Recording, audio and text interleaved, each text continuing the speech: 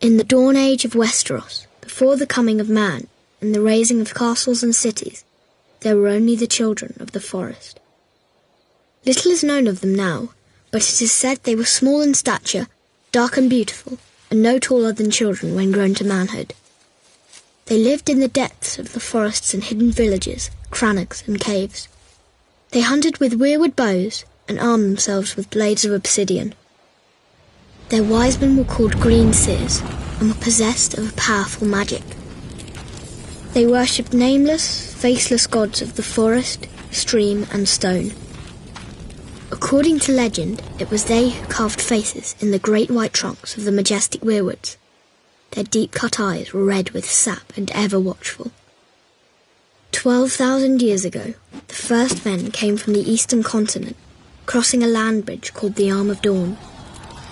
Riding their great horses and wielding weapons of bronze, they cut down the children's forests and weirwoods. A terrible war raged between the children and the first men that lasted for centuries. At long last, the two races sought an end to the years of horror and bloodshed.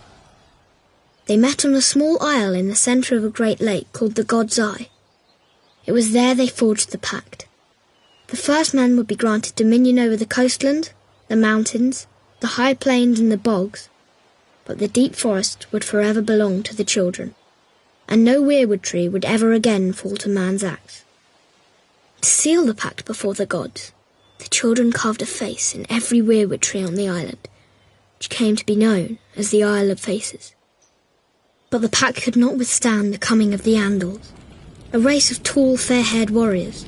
They attacked with fire and weapons of steel, slaughtering the children of the forest wherever they could find them, burning out their weirwood groves, hacking away at the faces of the old gods, and spreading their own religion through the land. Centuries of war followed, and the Andals conquered every kingdom in Westeros, save one, the North. The kings of winter were able to withstand the Andal invasion, and descendants of the first men dwell there to this day, and continue to worship the old gods. As for the children of the forest, those who survived the slaughter were said to have fled far north and have not been seen again. Most assume they're long dead, and some don't believe they ever existed. They live on only through song and legend, and in the faces of the weirwood trees.